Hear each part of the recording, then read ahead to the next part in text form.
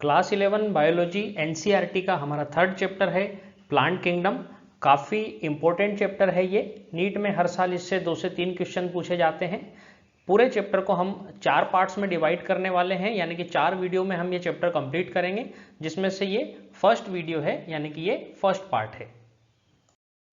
मैं डॉक्टर अंकित जैन चैनल पर आप सभी का स्वागत करता हूं। और चैप्टर स्टार्ट करने से पहले जो हमारी मेथडोलॉजी रहने वाली है उसको मैं थोड़ा सा ब्रीफ में एक्सप्लेन कर देता हूं। मेनली हम 3 पॉइंट्स पर फोकस करेंगे, कॉन्सेप्ट, कंटेंट और ट्रिक। कॉन्सेप्ट से यहाँ हमारा मतलब है जो भी टॉपिक हम पढ़ेंगे पहले हम उसका जो ओवरऑल सिनेरियो है, यानी कि सीधी बात करें तो कहना क्या चाहते हैं उसको हम पहले समझेंगे, एक ओवरव्यू उस टॉपिक का समझेंगे। देन हम कंटेंट पे आते हैं। यहाँ कंटेंट का मतलब है every single line of NCERT. हम एनसीईआरटी बुक की किसी भी लाइन को मिस नहीं करने वाले हैं, हर एक लाइन को समझेंगे, हर एक लाइन को याद करने की कोशिश करेंगे। और तीसरा पार्ट हमारे वीडियो में आएगा ट्रिक, क्योंकि बायोलॉजी में एग्जाम्पल्स बहुत सारे आते हैं, भर भर के एग्जाम्पल आते हैं, तो स्टूडेंट्स को उन एग्जाम्पल्स को याद करने में दिक्कत होती है। यहाँ पर मैं आपको वीडियो में सभी एग्जाम्पल्स के लिए सिंपल ट्रिक्स बताऊंगा, जिनसे एग्जाम्पल्स को याद करना आप लोगों के लिए बहुत आसान हो जाए। तो हमारा थर्ड चैप्टर प्लांट किंगडम है, जिसको एनसीईआरटी की बुक में 6 मेजर टॉपिक्स में डिवाइड किया गया है। सबसे पहला है algae, then bryophytes, then pteridophytes, then gymnosperms, then angiosperms, और लास्ट में दिया हुआ है plant life cycles and alternation of generation. इनमें से इस वीडियो में हम मेनली एल्गी को डिस्कस करने वाले हैं, और एल्गी से पहले जो सिस्टम ऑफ क्लासिफिकेशन ब्रीफ में एक्सप्लेन किया गया है उसको भी हम इस वीडियो में डिस्कस करेंगे। तो बुक के फर्स्ट पैराग्राफ में प्रीवियस चैप्टर यानी कि बायोलॉजिकल क्लासिफिकेशन का थोड़ा सा रिवीजन दिया हुआ है, जिसमें हमने देखा था 5 किंगडम सिस्टम ऑफ क्लासिफिकेशन। ये 5 किंगडम सिस्टम विटेकर ने 1969 में प्रपोज किया था, जिसमें हमने सभी ऑर्गेनिज्म को 5 किंगडम्स के अंदर डिवाइड किया था, जो थे Monera, protista, fungi, Plantae and animalia. इसमें हमने देखा था सभी प्रोकैरियोटिक ऑर्गेनिज्म को हम किंगडम मोनेरा में रखते हैं, यूनिसेल्युलर यूकैरियोट्स को हम किंगडम प्रोटिस्टा में रखते हैं। फंजाई में हमने देखा था मल्टीसेल्युलर होते हैं, यूकैरियोटिक होते हैं, हेट्रोट्रोफिक होते हैं, और इनके अंदर काइटिन से बनी हुई सेल वॉल प्रेजेंट होती है। एनिमेलिया में हमने देखा था मल्टीसेल्युलर होते हैं, यूकैरियोटिक होते हैं, लेकिन इनके अंदर सेल वॉल एब्सेंट होती है। और प्लांटी के अंदर हमने देखा था मल्टीसेल्युलर होते हैं, यूकैरियोटिक होते हैं, ऑटोट्रोफिक होते हैं, और इनके अंदर mainly cellulosic cell wall present होती है। तो इस चैप्टर के अंदर हम किंगडम प्लांटी को डिटेल में पढ़ेंगे, और किंगडम प्लांटी का फर्दर क्लासिफिकेशन भी हम इस चैप्टर के अंदर देखेंगे। किंगडम प्लांटी को ही कॉमनली प्लांट किंगडम कहा जाता है। प्लांट किंगडम को लेकर के जो हमारी अंडरस्टैंडिंग है, जो यहाँ साइंटिस्ट के परसेप्शन है, वो भी टाइम के साथ चेंज होते रहे हैं, क्योंकि जो अर्लियर क्लासिफिकेशन सिस्टम थे, अगर हम 2 किंगडम सिस्टम ऑफ क्लासिफिकेशन की बात करें तो हमने सभी ऑर्गेनिज्म को 2 किंगडम में डिवाइड किया था, kingdom Plantae and kingdom animalia. तब हमने फंजाई को भी किंगडम प्लांटी के अंदर इंक्लूड किया था, और ऐसे सभी मोनेरा और प्रोटिस्टा जिनके अंदर सेल वॉल प्रेजेंट होती है, उन सभी को भी हमने किंगडम प्लांटी के अंदर इंक्लूड किया था। लेकिन जब 5 किंगडम सिस्टम ऑफ क्लासिफिकेशन आया तो मोनेरा, प्रोटिस्टा, फंजाई, इन सभी को प्लांट किंगडम से एक्सक्लूड कर दिया गया है, और अब हम प्लांट किंगडम के अंदर इंक्लूड करते हैं multi cellular, autotrophic, eukaryotic organism को। तो इस तरह से साइनोबैक्टीरिया, या जिनको ब्लू ग्रीन एल्गी भी कहा जाता है, उनको अब ट्रू एल्गी कंसीडर नहीं किया जाता है, क्योंकि ट्रू एल्गी जो हैं वो प्लांट किंगडम में आते हैं, यूकैरियोटिक होते हैं, जबकि जो साइनोबैक्टीरिया है, जो ब्लू ग्रीन एल्गी हैं, ये एक प्रोकैरियोटिक ऑर्गेनिज्म है। इसलिए साइनोबैक्टीरिया या ब्लू ग्रीन एल्गी को अब ट्रू एल्गी या प्लांट कंसीडर नहीं किया जाता है। इस चैप्टर में या अगर हम बात करें अकॉर्डिंग टू एनसीईआरटी, अब हम प्लांट किंगडम के अंदर जो ऑर्गेनिज्म पढ़ने वाले हैं वो है algae, bryophytes, pteridophytes, gymnosperm and angiosperm. Again repeat कर रहा हूं, algae, bryophytes, pteridophytes, gymnosperms and angiosperms. तो यही वो ग्रुप्स हैं जिनको हम प्लांट कंसीडर करने वाले हैं। तो अब बात करते हैं हमारी ट्रिक की। तो प्लांट किंगडम के अंदर आते हैं algae, bryophytes, pteridophytes, gymnosperms and angiosperm. और आज का वीडियो खत्म होते होते आपको शायद भूख लगने लगे, इसलिए वीडियो खत्म होने के बाद आपको आज बड़े प्यार से गर्मा गर्म आलू बड़े खाने हैं। तो ये हमारी ट्रिक है। इस ट्रिक की हेल्प से आप प्लांट किंगडम के सभी ग्रुप्स को या सभी डिविजन्स को याद रख सकते हैं। यहाँ आज से आपको याद रखना है एल्गी, बड़े से आ जाएगा आपका ब्रायोफाइट्स, प्यार से आपको याद रखना है टेरिडोफाइट्स, क्योंकि टेरिडोफाइट्स की स्पेलिंग जो है वो टी से स्टार्ट नहीं होती है बल्कि पी से स्टार्ट होती है। गर्मा गर्म से आपको याद रखना है जिम्नोस्पर्म और आलू बड़े से आपको याद रखना है एंजियोस्पर्म। तो इस ट्रिक की हेल्प से आप प्लांट किंगडम के सभी डिविजन्स को याद कर लेंगे, algae, bryophytes, pteridophytes, gymnosperms and angiosperms. अब हम बात करते हैं एंजियोस्पर्म्स के फर्दर क्लासिफिकेशन की। तो स्टूडेंट्स, एंजियोस्पर्म्स का मतलब होता है फ्लावरिंग प्लांट्स। हम अपने आसपास जो ज़्यादातर प्लांट्स देखते हैं जिनके अंदर फ्लावर्स आते हैं, वो सभी प्लांट्स जो हैं वो एंजियोस्पर्म कहलाते हैं। और एंजियोस्पर्म प्लांट्स के या फ्लावरिंग प्लांट्स के फर्दर क्लासिफिकेशन के लिए जो क्लासिफिकेशन सिस्टम्स यूज किए जाते हैं उनको ब्रॉडली 3 कैटेगरी के अंदर डिवाइड किया गया है, जो हैं artificial classification system, then natural classification system और थर्ड है फाइलोजेनेटिक क्लासिफिकेशन सिस्टम। ये तीनों सिस्टम क्या हैं, एक एक करके हम इन तीनों को डिटेल में आगे की स्लाइड्स में पढ़ने वाले हैं। सबसे पहले हम बात करते हैं आर्टिफिशियल क्लासिफिकेशन सिस्टम। तो स्टूडेंट्स, आर्टिफिशियल क्लासिफिकेशन सिस्टम्स के अंदर हमने उन सभी क्लासिफिकेशन सिस्टम्स को रखा है जिनके अंदर प्लांट का क्लासिफिकेशन 1 या 2 कैरेक्टर्स के बेसिस पे किया गया है। यानी कि जब हम प्लांट्स की ओवरऑल सिमिलरिटीज और डिसिमिलरिटीज को देखने के बजाय 1 या 2 कैरेक्टर्स पर फोकस करते हैं और उन 1 या 2 कैरेक्टर्स के बेसिस पे हम प्लांट को डिफरेंट ग्रुप्स में डिवाइड कर देते हैं। तो इस तरह के सभी सिस्टम को हम एक ही कैटेगरी में रखते हैं जिसको कहा जाता है आर्टिफिशियल क्लासिफिकेशन सिस्टम। तो आर्टिफिशियल क्लासिफिकेशन सिस्टम के अंदर जनरली जो ग्रोस सुपरफिशियल मॉर्फोलॉजिकल कैरेक्टर्स होते हैं उनको यूज किया जाता है। ग्रोस सुपरफिशियल मॉर्फोलॉजिकल कैरेक्टर्स का मतलब है ऐसे कैरेक्टर्स जो इजीली विजिबल कैरेक्टर हैं, जिनको बाहर से देखा जा सकता है। हम यहाँ पर एनाटॉमी की या इंटरनल स्ट्रक्चर की बात नहीं करते हैं, सिर्फ बाहर से दिखाई देने वाले कैरेक्टर्स के बेसिस पे प्लांट का क्लासिफिकेशन करते हैं। तो इस तरह के ग्रोस सुपरफिशियल मॉर्फोलॉजिकल कैरेक्टर्स के कुछ एग्जाम्पल हैं, जैसे हैबिट।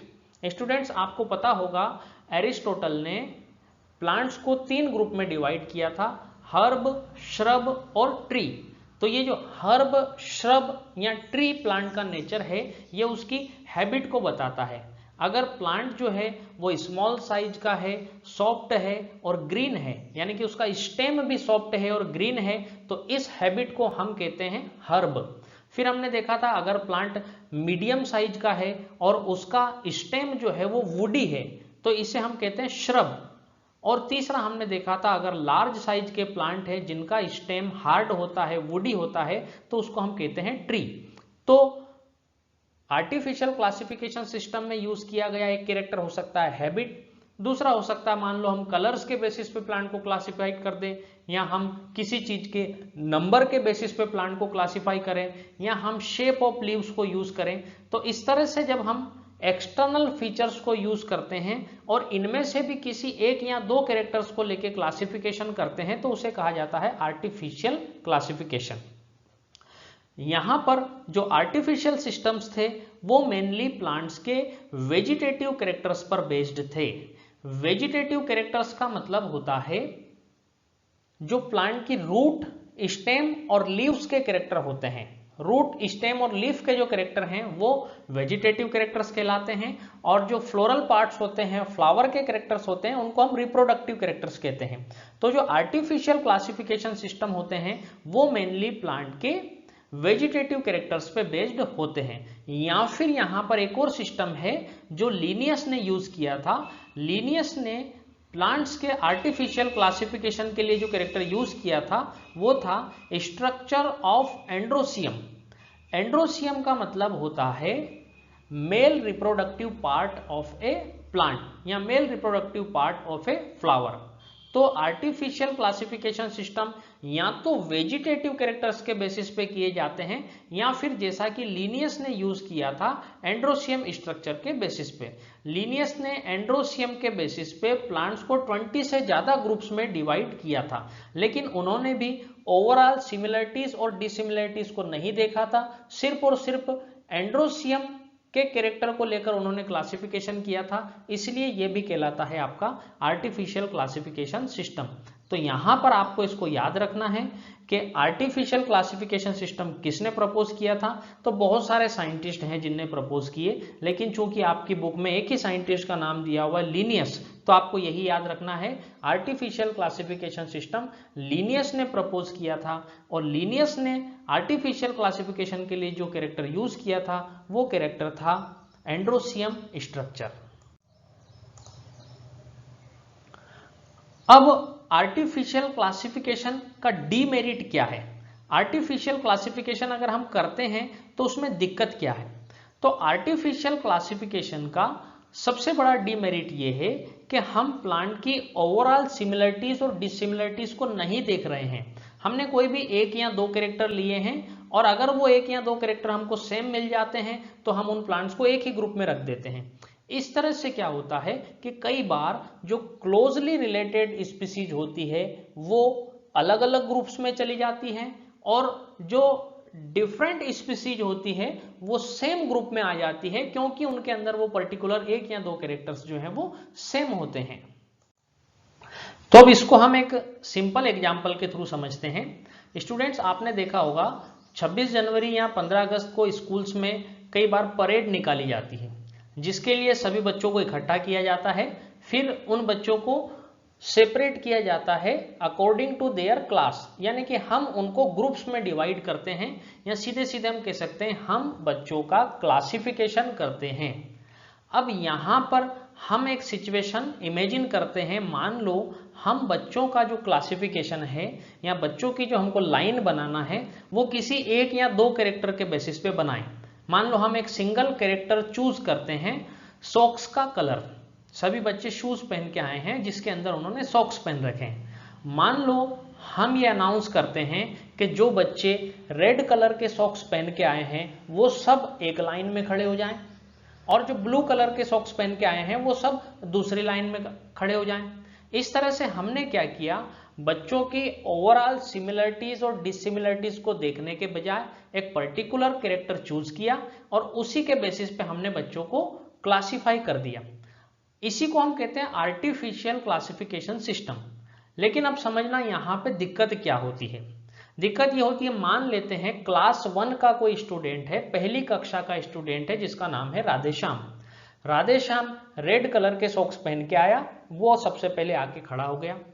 मान लेते हैं 10th क्लास का कोई स्टूडेंट है, 10वीं कक्षा का स्टूडेंट है सीताराम, वो भी रेड कलर के सॉक्स पहन के आया, तो वो पहली क्लास वाले राधेश्याम के पास आके खड़ा हो गया। और मान लेते हैं कि स्कूल के प्रिंसिपल हैं तुलसीराम और वो भी रेड कलर के सॉक्स पहन के आए, तो वो भी आकर के राधेश्याम और सीताराम के पास में खड़े हो गए। और राधेश्याम का जो बेस्ट फ्रेंड है, जो उसका क्लासमेट है, जो उसके साथ पहली क्लास में पढ़ता है, मान लेते हैं घनश्याम, वो ब्लू कलर के सॉक्स पहन के आया, तो वो अब दूसरी लाइन में जाके खड़ा होगा। तो अब यहां पे ट्रेजेडी क्या हुई वो आप देखें। एक हमारा ग्रुप बना जिसमें राधेश्याम जो कि पहली क्लास का स्टूडेंट है, उसी में सीताराम जो कि 10th क्लास का स्टूडेंट है, और उसी में स्कूल के प्रिंसिपल तुलसीराम भी आ गए। यानी कि जो डिसिमिलर ऑर्गेनिज्म है वो साथ में आ गए। और राधेश्याम और घनश्याम जो दोनों पहली क्लास में हैं और दोनों बेस्ट फ्रेंड हैं और दोनों पूरी तरह से सिमिलर हैं, लेकिन सिर्फ एक कैरेक्टर उनमें अलग था, उनके सॉक्स का कलर, और उसी कलर को हमने फोकस किया जिसकी वजह से राधेश्याम और घनश्याम अलग अलग ग्रुप में चले गए। तो ये आर्टिफिशियल क्लासिफिकेशन सिस्टम का सबसे बड़ा डीमेरिट है कि इसमें हम एक या दो कैरेक्टर्स पर ही फोकस करते हैं, जिसकी वजह से डिसिमिलर प्लांट्स जो है वो सेम ग्रुप में आ जाते हैं और जो सिमिलर प्लांट्स हैं वो डिफरेंट ग्रुप के अंदर चले जाते हैं। स्टूडेंट्स, आर्टिफिशियल क्लासिफिकेशन सिस्टम का एक और सबसे बड़ा डीमेरिट है, इसके अंदर वेजिटेटिव कैरेक्टर्स और सेक्सुअल कैरेक्टर्स को इक्वल वेटेज दिया जाता है, जो कि बिल्कुल भी अच्छी बात नहीं है। यहाँ वेजिटेटिव कैरेक्टर्स का मतलब है रूट, स्टेम, लीव्स के कैरेक्टर, और सेक्सुअल कैरेक्टर्स का मतलब है मेनली जो फ्लोरल कैरेक्टर्स होते हैं या फ्लावर के कैरेक्टर्स होते हैं, उनको हम कहते हैं सेक्सुअल कैरेक्टर्स। और आर्टिफिशियल क्लासिफिकेशन सिस्टम के अंदर वेजिटेटिव कैरेक्टर्स को और सेक्सुअल कैरेक्टर्स को इक्वल इंपॉर्टेंस दिया जाता है, इक्वल वेटेज दिया जाता है, बल्कि ऐसा नहीं करना चाहिए। क्यों नहीं करना चाहिए? क्योंकि जो सेक्सुअल कैरेक्टर्स होते हैं, जो रिप्रोडक्टिव कैरेक्टर्स होते हैं, वो कंपैरेटिवली कंजर्वेटिव टाइप के होते हैं। उनमें बहुत जल्दी, बहुत आसानी से चेंजेस नहीं आते हैं, जबकि जो वेजिटेटिव कैरेक्टर्स होते हैं, रूट, स्टेम, लीफ के कैरेक्टर्स होते हैं, वो एनवायरनमेंट के साथ में बहुत जल्दी चेंज हो जाते हैं। एक सिंपल सा एग्जांपल लेते हैं। मान लो हमारे पास मनी प्लांट का एक पौधा है। मनी प्लांट को अगर हम घर के अंदर लगाते हैं, कमरे के अंदर लगाते हैं, छांव में लगाते हैं, तो उसकी लीव्स जो हैं वो थोड़ी सी येलोइश होती है। लेकिन उसी मनी प्लांट को अगर हम कमरे से निकाल करके बाहर रख देते हैं, धूप में रख देते हैं, तो कुछ ही दिनों में उसकी लीव्स जो है वो ग्रीन हो जाती है। तो ये लीव का जो कलर है, ये एक वेजिटेटिव कैरेक्टर है जो एनवायरनमेंट के साथ बहुत जल्दी चेंज हो जाता है। लेकिन दूसरी तरफ अगर हम किसी प्लांट को, जिसको हमने छांव में रखा है, और उसके फ्लावर के अंदर अगर नंबर ऑफ पेटल 5 है, तो अगर हम उसको धूप में रखें, छांव में रखें, बारिश में रखें, कहीं भी रखें, उसके अंदर नंबर ऑफ पेटल यानी कि जो फ्लोरल कैरेक्टर है, जो सेक्सुअल कैरेक्टर है, वो चेंज होने वाला नहीं है। तो इस तरह से हम कह सकते हैं कि जो वेजिटेटिव कैरेक्टर्स होते हैं वो एनवायरनमेंट के साथ बहुत जल्दी चेंज होते हैं, जबकि जो सेक्सुअल कैरेक्टर्स होते हैं, फ्लोरल कैरेक्टर्स होते हैं, वो कंपैरेटिवली कंजर्वेटिव होते हैं, एनवायरनमेंट के साथ जल्दी चेंज नहीं होते हैं। और इसीलिए हमारे क्लासिफिकेशन सिस्टम का जो बेसिस है वो सेक्सुअल कैरेक्टर्स होना चाहिए, ना कि वेजिटेटिव कैरेक्टर्स। तो ये आर्टिफिशियल क्लासिफिकेशन सिस्टम का एक और ड्रॉबैक है कि इसमें सेक्सुअल कैरेक्टर्स और वेजिटेटिव कैरेक्टर्स को इक्वल वेटेज दिया जाता है। आर्टिफिशियल क्लासिफिकेशन सिस्टम के बाद अब हम सेकंड सिस्टम को पढ़ते हैं, जो है नेचुरल क्लासिफिकेशन सिस्टम। तो स्टूडेंट्स, आर्टिफिशियल क्लासिफिकेशन सिस्टम का सबसे बड़ा ड्रॉबैक था, उसमें हम एक या दो कैरेक्टर्स पर फोकस करते थे। तो उसको सुधार करके बनाए गए नेचुरल क्लासिफिकेशन सिस्टम, जिनमें हम एक या दो कैरेक्टर्स पर फोकस करने के बजाय ओवरऑल सिमिलरिटीज और डिसिमिलरिटीज पर फोकस करते हैं। यानी कि हम ज़्यादा से ज़्यादा कैरेक्टर्स को स्टडी करते हैं, इंटरनल कैरेक्टर्स, एक्सटर्नल कैरेक्टर्स सभी को फोकस करते हैं और मैक्सिमम सिमिलरिटी वाले ग्रुप्स बनाते हैं। इस तरह से जो सिमिलर टाइप के ऑर्गेनिज्म हैं वो सेम ग्रुप में आते हैं और जो डिसिमिलर टाइप के ऑर्गेनिज्म हैं वो डिफरेंट ग्रुप में जाते हैं। तो जैसा कि हमने बच्चों की परेड वाला एग्जाम्पल लिया था, जिसमें आर्टिफिशियल सिस्टम के अकॉर्डिंग हमने देखा था कि फर्स्ट क्लास, 10th क्लास और स्कूल के प्रिंसिपल सब एक ही ग्रुप में आ गए थे।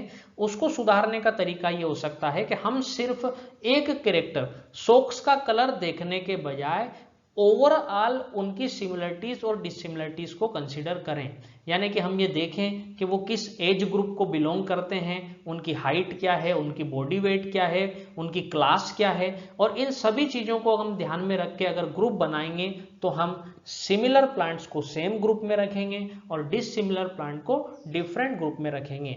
तो आर्टिफिशियल क्लासिफिकेशन सिस्टम से काफ़ी बेटर सिस्टम होते हैं नेचुरल क्लासिफिकेशन सिस्टम।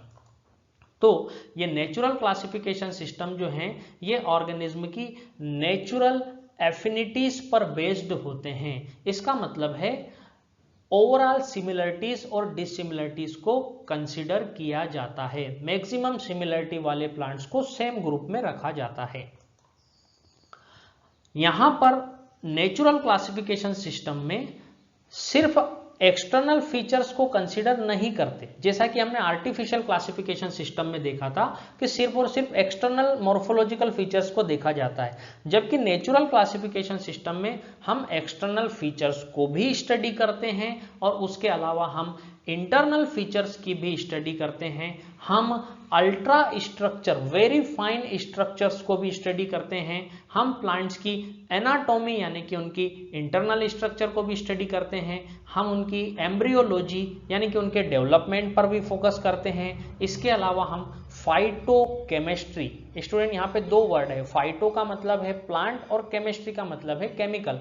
तो हम प्लांट्स के अंदर मिलने वाले जो केमिकल्स हैं, उनके जो प्राइमरी और सेकेंडरी मेटाबोलाइट्स होते हैं, उनकी सिमिलरिटीज और डिसिमिलरिटीज को भी यहाँ पर कंसिडर करते हैं। और नेचुरल क्लासिफिकेशन सिस्टम में आपको जो साइंटिस्ट के नाम याद रखना है वो हैं George Bentham and Joseph Dalton Hooker. Artificial classification system में आपको याद रखना है लिनियस, और नेचुरल क्लासिफिकेशन सिस्टम में आपको याद रखना है बेंथम एंड हुकर। तो नेचुरल क्लासिफिकेशन सिस्टम बेंथम और हुकर ने प्रोवाइड किया। अब हम बात करते हैं फाइलोजेनेटिक क्लासिफिकेशन सिस्टम। तो सबसे पहला क्वेश्चन तो ये है कि जब हमने देखा कि नेचुरल क्लासिफिकेशन सिस्टम बहुत अच्छे हैं, उसमें हम प्लांट की ओवरऑल सिमिलरिटीज और डिसिमिलरिटीज को कंसीडर करके क्लासिफिकेशन करते हैं, तो फिर फाइलोजेनेटिक क्लासिफिकेशन सिस्टम की जरूरत क्या है? तो स्टूडेंट्स, इस क्वेश्चन का आंसर ये है कि नेचुरल क्लासिफिकेशन सिस्टम में भी एक ड्रॉबैक है, उसमें भी एक कमी है। कमी क्या है? नेचुरल क्लासिफिकेशन सिस्टम में प्लांट की ओवरऑल सिमिलरिटीज और डिसिमिलरिटीज को देखा जाता है, ये अच्छी बात है, लेकिन नेचुरल क्लासिफिकेशन सिस्टम प्लांट्स के इवोल्यूशनरी रिलेशनशिप को कंसीडर नहीं करते। नेचुरल क्लासिफिकेशन सिस्टम में इवोल्यूशनरी रिलेशनशिप्स को इग्नोर किया गया है। अब इवोल्यूशनरी रिलेशनशिप्स को ही कहा जाता है फाइलोजेनेसिस। या फाइलोजेनेसिस का मतलब क्या है, तो इसको समझते हैं। सपोज कुछ प्लांट्स हैं जिनका ओरिजिन और इवोल्यूशन बहुत पहले हो गया, तो उनको हम कहेंगे प्रिमिटिव प्लांट्स। और कुछ प्लांट्स हैं जो बाद में आए, जिनका ओरिजिन और इवोल्यूशन बाद में हुआ, तो उनको हम कहेंगे एडवांस प्लांट। तो जो पहले आए वो प्रिमिटिव, जो बाद में आए वो एडवांस। यानी कि जो एडवांस प्लांट है इनके एंसेस्टर कहीं ना कहीं प्रिमिटिव प्लांट्स रहे होंगे। तो ये इनके बीच की इवोल्यूशनरी रिलेशनशिप है, या ये इनके बीच की फाइलोजेनेटिक रिलेशनशिप है।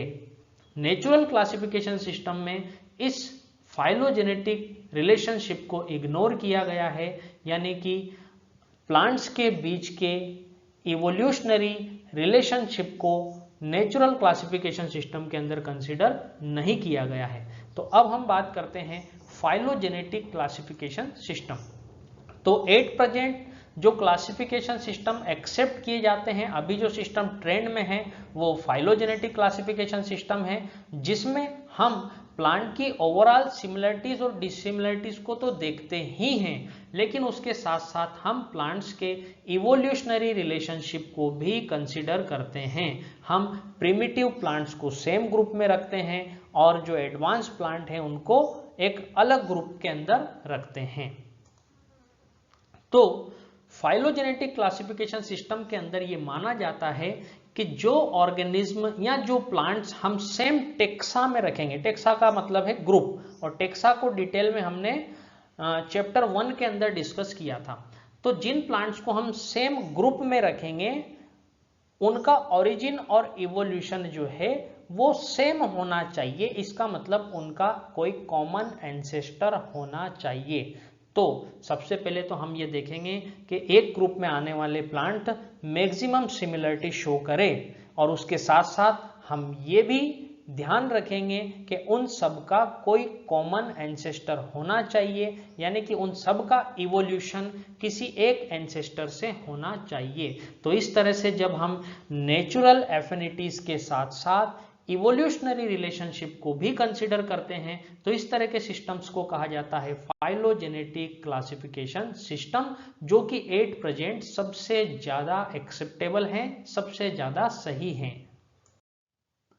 स्टूडेंट्स, कई बार प्लांट्स के बीच में सिमिलरिटीज और डिसिमिलरिटीज को डिसाइड करने में जो ट्रेडिशनल फीचर्स हैं, यानी कि रूट, स्टेम, लीफ और फ्लावर के जो फीचर हैं, कई बार वो सफिशिएंट नहीं होते। उन सभी फीचर्स को स्टडी करने के बाद भी हमको कंफ्यूजन रह जाता है कि कोई पर्टिकुलर प्लांट जो है वो किस ग्रुप के साथ ज़्यादा सिमिलरिटी शो करता है। उस केस में जो मॉडर्न टेक्निक्स हैं उनसे हम और फर्दर इंफॉर्मेशन गैदर करते हैं और उस इंफॉर्मेशन का यूज़ क्लासिफिकेशन में किया जाता है। जैसे आजकल हम सेल्स की इंफॉर्मेशन को यूज़ कर सकते हैं, क्रोमोसोम्स का नंबर, क्रोमोसोम का बेंडिंग पैटर्न, क्रोमोसोम का शेप और साइज, उनकी सिमिलरिटीज और डिसिमिलरिटीज को मैच कर सकते हैं। तो इस तरह की मॉडर्न टेक्निक्स को यूज करके हम और इंफॉर्मेशन इकट्ठी करते हैं और प्लांट्स के क्लासिफिकेशन में हमको जो डिफिकल्टीज आती है, जो कंफ्यूजन आते हैं, उनको दूर करते हैं। इस तरह की टेक्निक्स को यूज करना तब और भी ज्यादा इंपॉर्टेंट हो जाता है जब हमारे पास में सपोर्टिंग फॉसिल्स एविडेंस नहीं होते। स्टूडेंट्स, इवोल्यूशनरी रिलेशनशिप को एस्टेब्लिश करने में सबसे ज्यादा इंपॉर्टेंट होते हैं फॉसिल एविडेंस, क्योंकि जब हमको फॉसिल मिलता है, फॉसिल का मतलब है ऑर्गेनिज्म के जो डेड पार्ट्स हमको अर्थ क्रस्ट में मिलते हैं, तो उससे हम कार्बन डेटिंग या दूसरी मेथड को यूज करके हम उसकी एज निकाल लेते हैं और एज से हमको पता चल जाता है कि कौन सा फॉसिल्स ज्यादा पुराना है और कौन सा फॉसिल्स नया है। तो जिन ऑर्गेनिज्म के फॉसिल्स ज्यादा पुराने होते हैं वो प्रिमिटिव होते हैं, जिनके फॉसिल्स थोड़े नए होते हैं वो एडवांस होते हैं। तो इस तरह से हम ऑर्गेनिज्म के बीच में इवोल्यूशनरी रिलेशनशिप इस्टेब्लिश करते हैं। लेकिन कई बार जब हमको प्लांट्स या एनिमल्स के क्लासिफिकेशन में सपोर्टिंग फॉसिल्स एविडेंस नहीं मिलते हैं, तब हम दूसरी मॉडर्न टेक्निक्स का यूज करके सभी डिफिकल्टीज को दूर करते हैं। अब बुक के अंदर कुछ और टर्म्स दी हुई हैं, जैसे न्यूमेरिकल टेक्सोनोमी, साइटोटेक्सोनोमी और कीमोटेक्सोनोमी। तो इन तीनों को हम एक एक करके अभी नेक्स्ट स्लाइड में समझेंगे। तो सबसे पहले बात करते हैं न्यूमेरिकल टेक्सोनोमी। जैसा कि नाम से ही क्लियर है, न्यूमेरिकल का मतलब है नंबर और टेक्सोनोमी का मतलब है क्लासिफिकेशन। तो यहां पर जो क्लासिफिकेशन हम करने वाले हैं वो number of similarities and dissimilarities के बेसिस पे होगा और ये नंबर्स हम कंप्यूटर की हेल्प से जनरेट करते हैं। नंबर जनरेट करने के लिए कंप्यूटर को हम इनपुट की फॉर्म में कंप्यूटर को देते हैं ऑब्जर्वेबल कैरेक्टरिस्टिक्स। ऑब्जर्वेबल कैरेक्टरिस्टिक्स का मतलब है जिनको हम बाहर से ऑब्जर्व कर सकें, जैसे कि आपके रूट की स्ट्रक्चर, स्टेम की स्ट्रक्चर, लीफ की structure, number of sepals, number of petals, number of androecium, number of carpels. तो इस तरह के जो ऑब्जर्वेबल कैरेक्टरिस्टिक्स हैं उनका डेटा हम कंप्यूटर के अंदर फीड करते हैं। यहाँ पर हम सभी फीचर्स को, सभी कैरेक्टर्स को नंबर और कोड असाइन करते हैं और उस डेटा को कंप्यूटर में फीड करते हैं और कंप्यूटर उस डेटा को प्रोसेस करता है और उस डेटा को एनालाइज करने के बाद कंप्यूटर हमको डिफरेंट प्लांट्स के बीच में टोटल नंबर ऑफ सिमिलरिटीज और टोटल नंबर ऑफ डिसिमिलरिटीज का रिजल्ट शो करता है। और जिन प्लांट्स के बीच में नंबर ऑफ सिमिलरिटीज ज्यादा होती है उनको हम सेम ग्रुप के अंदर क्लासिफाई कर देते हैं। इस तरह के क्लासिफिकेशन सिस्टम के अंदर हम हर एक कैरेक्टर को इक्वल वेटेज देते हैं, क्योंकि यहाँ पर हम सिमिलरिटीज और डिसिमिलरिटीज का टोटल नंबर देखते हैं। हम ये नहीं देखते हैं कि कौन से कैरेक्टर सिमिलर हैं और कौन से डिसिमिलर हैं। हम सिर्फ ये देखते हैं कि किन प्लांट्स के बीच में टोटल नंबर ऑफ सिमिलरिटीज ज्यादा है। नेक्स्ट हम बात करते हैं साइटोटेक्सोनोमी। तो यहां भी नाम से क्लियर है, साइटो का मतलब होता है सेल और टेक्सोनोमी का मतलब है क्लासिफिकेशन। तो यहां क्लासिफिकेशन के लिए हम सेल्स के फीचर्स को स्टडी करेंगे, सेल के फीचर्स के बेसिस पे हम क्लासिफिकेशन करेंगे। तो सेल के फीचर की अगर हम बात करें तो mitochondria, Golgi body, endoplasmic reticulum, ये तो सभी सेल्स के अंदर, सभी ऑर्गेनिज्म की सेल के अंदर मैक्सिमम सिमिलरिटी शो करेंगे। जो वेरिएशन हमको मिलने वाला है वो कहाँ मिलेगा? वेरिएशन हमको मिलेगा क्रोमोसोम्स के अंदर। नंबर ऑफ क्रोमोसोम्स अलग अलग होते हैं या क्रोमोसोम की स्ट्रक्चर अलग अलग होती है, क्रोमोसोम का बिहेवियर या उनका बेंडिंग पैटर्न अलग अलग होता है। तो साइटोटेक्सोनोमी के अंदर जो क्लासिफिकेशन है वो सेल्स के फीचर के बेसिस पे किया जाता है, और सेल के अंदर भी हम मेनली जो क्रोमोसोम के फीचर हैं उन पर फोकस करते हैं। क्रोमोसोम के कौन से फीचर्स? क्रोमोसोम का नंबर, क्रोमोसोम का स्ट्रक्चर, क्रोमोसोम का बिहेवियर। तो इसके ऊपर नीट में क्वेश्चंस पूछे गए हैं, तो यहाँ पे आपको ध्यान रखना है साइटोटेक्सोनोमी के अंदर हम फोकस करते हैं क्रोमोसोम का नंबर, क्रोमोसोम की स्ट्रक्चर और क्रोमोसोम का बिहेवियर। नेक्स्ट हम बात करते हैं कीमोटेक्सोनोमी। तो ये भी नाम से क्लियर है, कीमो का मतलब है केमिकल्स और टेक्सोनोमी का मतलब है क्लासिफिकेशन, यानी कि हम क्लासिफिकेशन की प्रॉब्लम्स को सॉल्व करने के लिए प्लांट्स के अंदर जो केमिकल्स प्रेजेंट होते हैं, प्लांट की जो केमिकल कॉन्स्टिट्यूएंट्स है उनका यूज करके हम क्लासिफिकेशन करते हैं। तो क्लासिफिकेशन में आने वाली डिफिकल्टीज को सॉल्व करने में प्लांट के केमिकल कॉन्स्टिट्यूएंट्स को भी साइंटिस्ट के थ्रू यूज किया जाता है। और क्लासिफिकेशन में डील करने वाले जो साइंटिस्ट होते हैं, यानी कि जो टेक्सोनोमी में डील करने वाले साइंटिस्ट होते हैं, उन्हीं को हम कहते हैं टेक्सोनोमिस्ट। तो आजकल टेक्सोनोमिस्ट जो हैं वो कीमोटेक्सोनोमी का यूज भी क्लासिफिकेशन में करते हैं। तो प्लांट किंगडम के अंदर पहला ग्रुप स्टार्ट करते हैं एल्गी। एल्गी जो हैं ये क्लोरोफिल बियरिंग ऑर्गेनिज्म है, यानी कि इनके अंदर क्लोरोफिल प्रेजेंट होता है, मतलब ये फोटोसिंथेसिस करते हैं, अपना फूड खुद प्रिपेयर करते हैं, और इसीलिए हम इनको कहते हैं ऑटोट्रोफिक। तो क्लोरोफिल बियरिंग ऑर्गेनिज्म हैं और ऑटोट्रोफिक होते हैं। इसके अलावा ये सिंपल होते हैं। सिंपल हम क्यों कह रहे हैं? क्योंकि प्लांट किंगडम के जो हमारे 5 अलग अलग ग्रुप हैं, एल्गी, ब्रायोफाइट्स, टेरिडोफाइट्स, जिम्नोस्पर्म्स और एंजियोस्पर्म, इनमें सबसे प्रिमिटिव है एल्गी, तो इनका बॉडी प्लान सबसे सिंपल होता है। ये थैलोइड होते हैं। थैलोइड होते हैं इसका मतलब है इनकी प्लांट बॉडी जो है वो थैलस की फॉर्म में होती है। अब थैलस हम किसको कहते हैं? तो जब प्लांट बॉडी में रूट, स्टेम और लीफ का डिफरेंशिएशन नहीं होता है, जब plant body root, stem, leaves में डिवाइड नहीं होती है, तो इस तरह की सिंपल प्लांट बॉडी को कहा जाता है थैलस। तो एल्गी की जो बॉडी है उसमें रूट, स्टेम, लीफ अलग अलग नहीं होते हैं, सिंपल एक ग्रीन मास होता है, तो इनकी बॉडी को हम कहते हैं थैलस या थैलोइड। और हैबिटेट की अगर अपन बात करें तो एल्गी जो हैं वो मोस्टली एक्वेटिक होते हैं, पानी में रहते हैं। ये फ्रेश वाटर में भी मिलते हैं और मेराइन वाटर में भी मिलते हैं।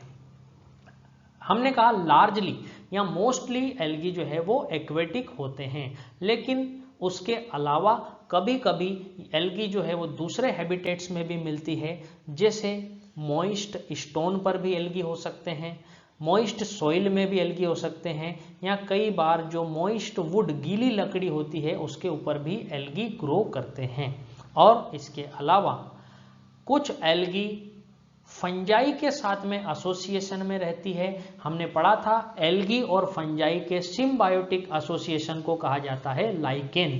तो कुछ एल्गी लाइकेन की फॉर्म में भी रहते हैं और कुछ एल्गी एनिमल्स की बॉडी पर भी ग्रो करते हैं। तो यहाँ एनिमल का एग्जाम्पल दिया हुआ है स्लोथ बियर। तो स्लोथ बियर की बॉडी के ऊपर भी कुछ एल्गी ग्रो करते हैं। तो हमने एल्गी के कैरेक्टरिस्टिक्स फीचर्स को देखा है। एल्गी के अंदर क्लोरोफिल प्रेजेंट होता है, इसलिए ये ऑटोट्रोफिक होते हैं। इनकी प्लांट बॉडी जो है वो सिंपल और थैलोइड होती है, यानी कि रूट, स्टेम, लीफ में डिवाइड नहीं होते हैं। मोस्टली एल्गी जो हैं वो एक्वेटिक होते हैं, पानी में रहते हैं। ये फ्रेश वाटर में भी मिलते हैं और मेराइन वाटर में भी मिलते हैं। कुछ एल्गी जो हैं वो एक्वेटिक हैबिटेट के अलावा दूसरे हैबिटेट्स में भी मिलते हैं, जैसे मॉइस्ट स्टोन, मॉइस्ट सॉइल और मॉइस्ट वुड पर भी एल्गी ग्रो करते हैं। और कुछ एल्गी फंजाई के साथ सिम्बायोटिक एसोसिएशन में होते हैं, जिसको हम लाइकेन कहते हैं। और कुछ एल्गी दूसरे एनिमल्स यानी कि स्लोथ बियर के ऊपर भी ग्रो करते हैं। एल्गी के फॉर्म और साइज की अगर हम बात करें तो उसमें हमको बहुत ज़्यादा वेरिएशन देखने को मिलता है। जैसा कि यहाँ पर हमारे सामने 2 डायग्राम हैं, एक है वोल्वोक्स और दूसरा है यूलोथिक्स। तो वोल्वोक्स को अगर हम देखें तो यहाँ पर बहुत सारी एल्गल सेल्स आपस में मिलकर के एक कॉलोनी बनाती है। तो इस तरह की एल्गी को हम कहते हैं कॉलोनियल। और दूसरी तरफ यूलोथिक्स के अंदर अगर हम देखें तो यहाँ पर सेल्स मिलकर के थ्रेड बना लेती है। इस तरह की एल्गी को हम कहते हैं फिलामेंटस। तो एल्गी के फॉर्म और साइज की हम बात करें तो ये कॉलोनियल हो सकता है, फॉर एग्जाम्पल वोल्वोक्स, या फिर ये फिलामेंटस हो सकते हैं, for example Ulothrix and spirogyra. इसके अलावा कुछ मेराइन एल्गी होते हैं जो मैसिव प्लांट बॉडीज की फॉर्म में ग्रो करते हैं। इसका एग्जाम्पल है केल्प्स। केल्प जो होते हैं वो मेराइन हैबिटेट में मिलने वाले एल्गी हैं जिनकी हाइट जो है वो 100 फीट्स तक भी हो सकती है। इसलिए हमने कहा एल्गी जो है वो मैसिव प्लांट बॉडीज बनाते हैं। तो एल्गी का साइज और फॉर्म जो है वो वेरी करता है। ये कॉलोनियल हो सकते हैं, फॉर एग्जाम्पल वोल्वोक्स, ये फिलामेंटस हो सकते हैं, फॉर एग्जाम्पल यूरोथिक्स एंड स्पाइरोगायरा, या फिर ये मैसिव प्लांट बॉडीज की फॉर्म में हो सकते हैं, फॉर एग्जाम्पल केल्प्स। तो हमने देखा कॉलोनियल एल्गी का एग्जाम्पल है वोल्वोक्स और फिलामेंटस एल्गी के एग्जाम्पल है यूलोथ्रिक्स और स्पाइरोगायरा। तो ये हमको अभी तो याद रह जाता है, लेकिन जब एग्जाम में क्वेश्चन आता है तो हम कंफ्यूज हो जाते हैं कि कॉलोनियल एल्गी कौन सी थी और फिलामेंटस एल्गी कौन सी थी। तो उसको हम एक सिंपल ट्रिक से याद रखेंगे। ये आसमान से बिजली गिरी, ये बिजली वोल्वोक्स की कॉलोनी के ऊपर गिरी और इस वजह से वोल्वोक्स की कॉलोनी की हवा निकल गई, वोल्वोक्स की कॉलोनी फुस हो गई। तो हमको जो स्टेटमेंट याद रखना है, वोल्वोक्स की कॉलोनी फुस हो गई। तो इसमें हमको याद हो जाएगा वोल्वोक्स जो है वो कॉलोनियल होता है और फुस से हम याद रखेंगे F for filamentous, U for Ulothrix and S for spirogyra.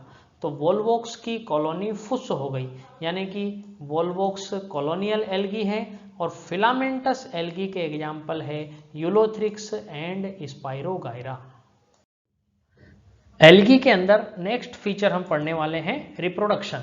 तो एल्गी के अंदर reproduction, vegetative reproduction, asexual reproduction और सेक्सुअल रिप्रोडक्शन, तीनों टाइप से एल्गी के अंदर रिप्रोडक्शन हमको देखने को मिलता है। तो सबसे पहले बात करते हैं वेजिटेटिव रिप्रोडक्शन। एल्गी के अंदर वेजिटेटिव रिप्रोडक्शन जो है वो फ्रेगमेंटेशन के थ्रू होता है। फ्रेगमेंटेशन मोस्टली जो फिलामेंटस एल्गी है उनके अंदर होता है। अभी हमने देखा था फिलामेंटस एल्गी का एग्जाम्पल है स्पाइरोगायरा। तो स्पाइरोगायरा के अंदर अगर हम देखें तो जो स्पाइरोगायरा का फिलामेंट है, ये फिलामेंट छोटे छोटे टुकड़ों में ब्रेक हो जाता है। इन टुकड़ों को कहा जाता है फ्रेगमेंट्स और हर एक फ्रेगमेंट ग्रो करके एक कंप्लीट फिलामेंट या कंप्लीट प्लांट बॉडी या कंप्लीट थैलस की फॉर्म में ग्रो हो जाता है। वेजिटेटिव रिप्रोडक्शन की ये मेथड कहलाती है फ्रेगमेंटेशन। वेजिटेटिव रिप्रोडक्शन के बाद रिप्रोडक्शन की नेक्स्ट मेथड है एसेक्सुअल रिप्रोडक्शन। एल्गी के अंदर एसेक्सुअल रिप्रोडक्शन डिफरेंट स्पोर्स के फॉर्मेशन के थ्रू होता है, जिनमें से सबसे कॉमन स्पोर्स हैं जू स्पोर्स। यहाँ जू का मतलब होता है एनिमल, एनिमल का मतलब होता है घूमने फिरने वाले यानी कि मोटाइल। तो ये जू स्पोर्स जो हैं ये भी मोटाइल स्पोर्स होते हैं, इनमें फ्लैजिला प्रेजेंट होते हैं, इसलिए हम इनको कहते हैं ये फ्लैजिलेटेड होते हैं और मोटाइल होते हैं। डायग्राम की फॉर्म में हम यहाँ देख सकते हैं क्लेडोफोरा के अंदर बहुत सारे स्पोर्स का प्रोडक्शन होता है। मैच्योर होने के बाद ये स्पोर्स रिलीज हो जाते हैं और इन स्पोर्स के अंदर दो फ्लैजिला प्रेजेंट हैं। दो फ्लैजिला प्रेजेंट है इसलिए हम इनको कहते हैं बाइफ्लैजिलेट और फ्लैजिला की हेल्प से ये एक्टिव स्विमिंग करते हैं, इसलिए हम इनको कहते हैं मोटाइल। और ये जू स्पोर जर्मिनेट होकर के कंप्लीट एल्गी या नई प्लांट बॉडी बनाते हैं। नेक्स्ट है सेक्सुअल रिप्रोडक्शन। सेक्सुअल रिप्रोडक्शन का मतलब है गेमेट्स बनेंगे और फिर उन गेमेट्स का फ्यूजन होगा। गेमेट्स के फ्यूजन को हम कहते हैं फर्टिलाइजेशन या सिनगेमी, जो तीन टाइप की हो सकती है, आइसोगेमस, एनआइसोगेमस और oogemus। आगे की स्लाइड्स में हम इसको डिटेल में डिस्कस करेंगे। तो सेक्सुअल रिप्रोडक्शन में पहला टाइप है आइसोगेमस। आइसो का मतलब होता है सेम और गेमस मतलब गेमेट्स, यानी कि जब फ्यूज होने वाले गेमेट्स जो हैं वो सेम होते हैं। मॉर्फोलॉजिकली जब गेमेट्स सिमिलर होते हैं तो उनके फ्यूजन को हम कहते हैं आइसोगेमस, जैसा कि हम यहाँ डायग्राम में देख सकते हैं। डायग्राम में हमारे पास दो केस हैं। पहला केस है हमारे पास यूलोथ्रिक्स जिसमें फ्यूज होने वाले दोनों गैमेट्स सेम हैं और फ्लैजिलेटेड हैं। दोनों गैमेट सेम हैं और फ्लैजिलेटेड हैं। और दूसरा केस हमारे पास है स्पाइरोगायरा। स्पाइरोगायरा में फ्यूज होने वाले दोनों गैमेट्स सेम हैं लेकिन नॉन फ्लैजिलेटेड हैं। तो आइसोगेमस का मतलब है जब फ्यूज होने वाले गैमेट्स सेम होते हैं। और आइसोगेमस के अंदर हमको दो केस याद रखना है। पहला केस है जब दोनों गैमेट सिमिलर होने के साथ साथ फ्लैजिलेटेड होते हैं, उसका एग्जाम्पल है यूलोथ्रिक्स। और दूसरा केस है जब फ्यूज होने वाले दोनों गैमेट सिमिलर होने के साथ साथ नॉन फ्लैजिलेटेड यानी कि नॉन मोटाइल होते हैं, और उसका एग्जाम्पल है स्पाइरोगायरा। तो स्टूडेंट्स, इस पॉइंट पर कई बार क्वेश्चन पूछा गया है। आइसोगेमस के दोनों टाइप आपको याद रखना है। आइसोगेमस के अंदर मोटाइल या फ्लैजिलेटेड गैमेट्स का एग्जाम्पल है यूलोथ्रिक्स, और आइसोगेमस के अंदर नॉन फ्लैजिलेटेड या नॉन मोटाइल गैमेट्स का एग्जाम्पल है स्पाइरोगायरा। सेक्सुअल रिप्रोडक्शन के अंदर सेकंड केस है एन आइसोगेमस। हमने कहा था आइसो मतलब सिमिलर, तो एन आइसो का मतलब होता है डिसिमिलर और गेमस का मतलब है गैमेट। तो जब फ्यूज होने वाले गैमेट्स साइज में डिसिमिलर होते हैं तो उनके फ्यूजन को कहा जाता है एन आइसोगेमस। और इसके एग्जाम्पल की बात करें तो स्पीसीज ऑफ यूडोराइना। यूडोराइना एक जीनस है जिसकी कुछ स्पीसीज के अंदर एन आइसोगेमस टाइप का सेक्सुअल रिप्रोडक्शन प्रेजेंट होता है। यहाँ पर हम देख सकते हैं कि जो फीमेल गैमेट है वो लार्ज एंड मोटाइल है और जो मेल गैमेट है वो स्मॉल एंड मोटाइल है। मोटाइल हम इसलिए कह रहे हैं क्योंकि मेल और फीमेल दोनों गैमेट्स के अंदर फ्लैजिला प्रेजेंट है। तो यहाँ पे डिफरेंस क्या है, यहाँ पर इनकी साइज का डिफरेंस है। तो डिसिमिलर साइज के गैमेट्स का जो फ्यूजन होता है उसको हम कहते हैं एन आइसोगेमस, और इसका एग्जाम्पल आपको याद रखना है स्पीसीज ऑफ यूडोराइना। सेक्सुअल रिप्रोडक्शन के अंदर थर्ड केस है ऊगेमस। स्टूडेंट्स, सेक्सुअल रिप्रोडक्शन के जो तीन टाइप हम देख रहे हैं, आइसोगेमस, एन आइसोगेमस और ऊगेमस, उनमें से सबसे एडवांस टाइप का सेक्सुअल रिप्रोडक्शन होता है ऊगेमस। ये एक्चुअल में एन आइसोगेमस का ही एक स्पेशल केस है, क्योंकि एन आइसोगेमस का मतलब हमने पढ़ा था जब फ्यूज होने वाले गैमेट डिसिमिलर होते हैं। तो यहाँ भी फ्यूज होने वाले गैमेट्स जो हैं वो डिसिमिलर होते हैं, लेकिन यहाँ पर एक पर्टिकुलर कंडीशन है। यहाँ पर फीमेल गैमेट हमेशा लार्ज एंड नॉन मोटाइल यानी कि स्टैटिक होता है, और जो मेल गैमेट है वो हमेशा स्मॉल एंड मोटाइल होता है। तो जब फीमेल गैमेट लार्ज और नॉन मोटाइल हो और male gamete small and motile हो तो उनके फ्यूजन को कहा जाता है ऊगेमस। इसके एग्जाम्पल हैं वोल्वोक्स एंड फ्यूकस। अब बात करते हैं एल्गी के इंपॉर्टेंस की।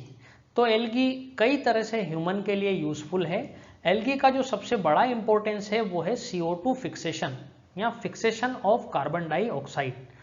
तो हम जानते हैं कि प्लांट्स जो हैं वो फोटोसिंथेसिस करते हैं जिसमें वो CO2 लेते हैं और O2 छोड़ते हैं, CO2 लेकर के ऑक्सीजन रिलीज करते हैं।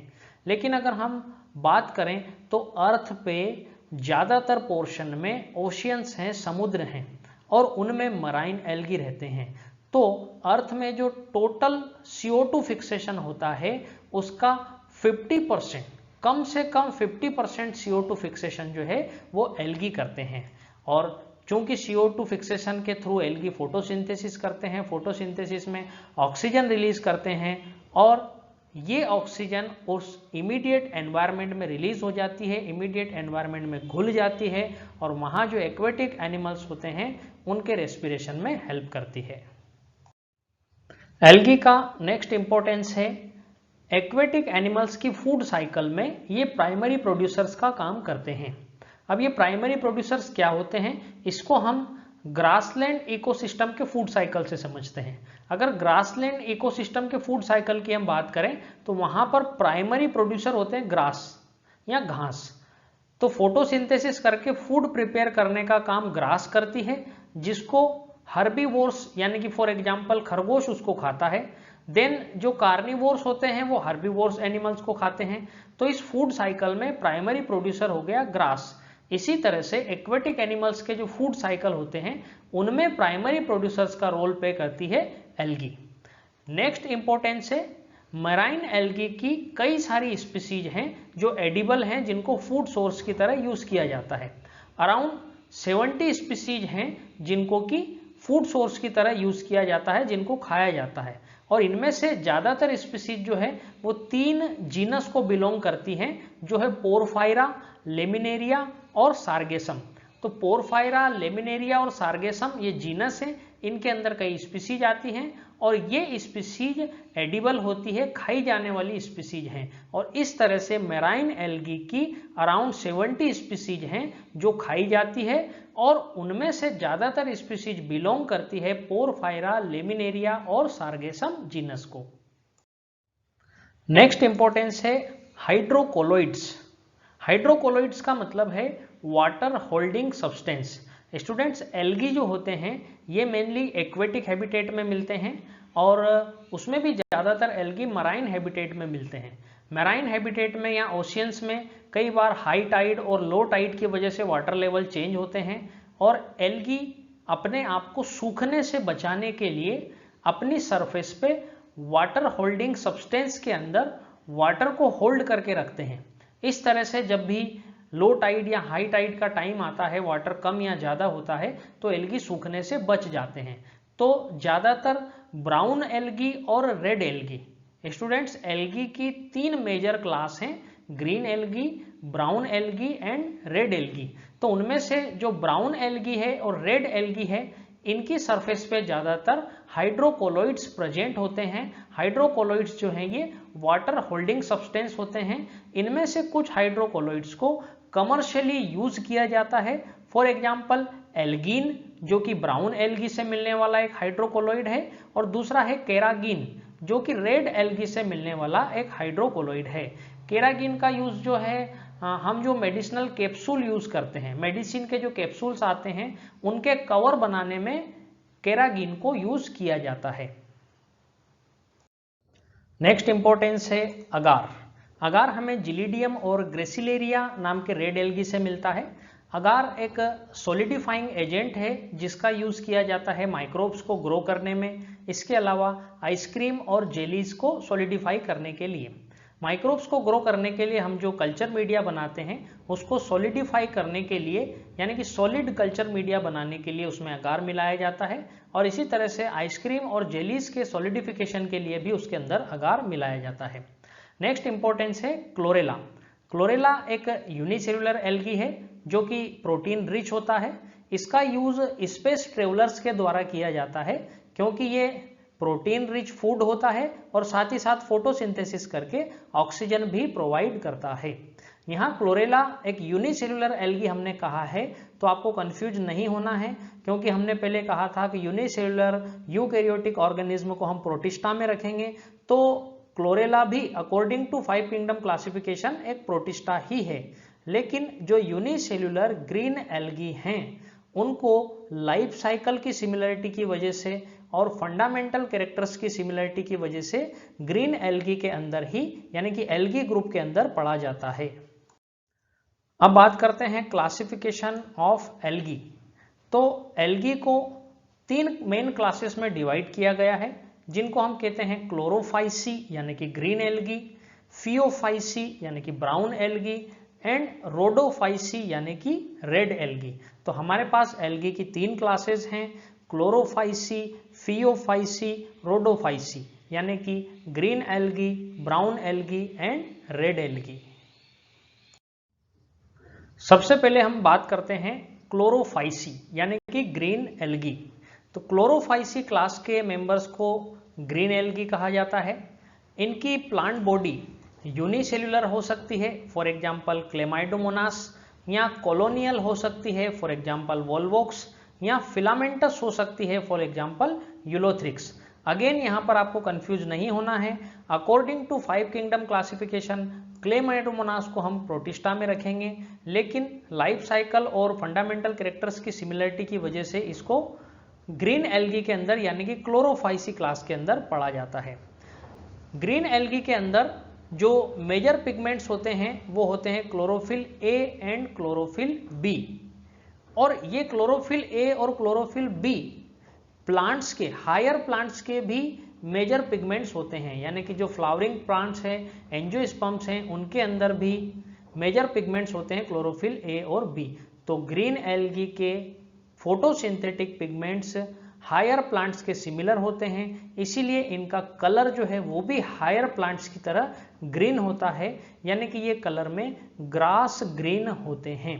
तो स्टूडेंट्स, पिगमेंट्स हमको याद रखना है, एल्गी की अलग अलग क्लास में कौन से पिगमेंट्स होते हैं ये हमको विशेष रूप से ध्यान रखना है। तो यहाँ आपको ध्यान रखना है ग्रीन एल्गी के अंदर या क्लोरोफाइसी क्लास के अंदर पिगमेंट्स होते हैं chlorophyll a and chlorophyll B.